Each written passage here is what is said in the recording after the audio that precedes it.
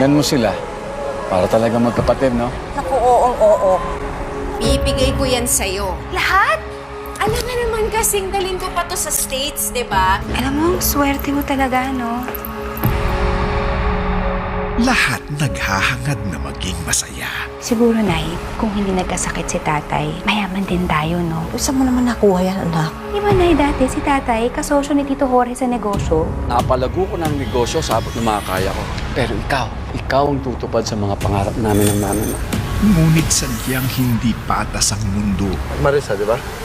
Gusto ka ba sa akin? You know I'm from a political family, right? I have to have a woman worthy of my stature. Like Elise, umanap ka ng kapantay mo. Hindi ka pa ba nakontento na nasa sa'yo ng lahat? Pati hindi mo pag-aaral, gusto mong angkinin? Hindi ako interesado sa kanya. Pokrita! Elise! Wag! Marisa! Elise! Marisa, patay mo siya. Dati hindi ko sinasadya. Pinagtanggol ko lang naman yung sarili ko. Hindi na ko kailangan sumama ni Elise sa presinto. Ako ang pumatay kay Tito. Sandali lang, ang anak mo na mismo nagsabi. Mama, anak. Bakit mo pinaako kay Marisa yung kasalanan ko? Bibigyan ko siya ng 10 milyon. It's Marisa! Huwag mo babayaan ang anak ko. Sa bawat isang magiging maligaya, Babalikan ng Amerika para maituloy ang mga pangarap natin. may isang magdurusa. Ikaw ang pumatay sa anak ni Congressman Kapilitan, ba? Basta si Marisa. Napawalang sala siya. I-try mo tawagin ulit si Marisa. Baka ayaw niya ko kayong labasin. She's doing okay na. Praise God! Yan ang tatatak sa'yo. Just because you're broken doesn't mean you can't be fixed. It's in the beginnings. Babayaran lahat ng hirap na dinanas ko, Elise. Magbabayad ka. Inihahandog ng Kapamilya Channel ang kwentong aangkin sa iyong pansin.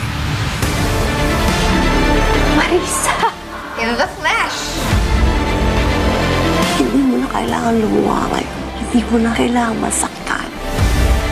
My husband, Gabriel. It's a pleasure to finally meet you. The pleasure is mine, Gabriel. Do you trust her?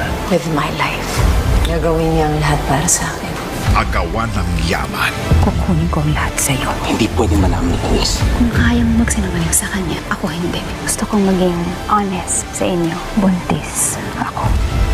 Ang kina ng karapatan. Enjoy it while you can, Elise. Dahil lahat ng importante sa'yo, magiging akin. Di yan makakagawa sa'yo ang kinuha mo sa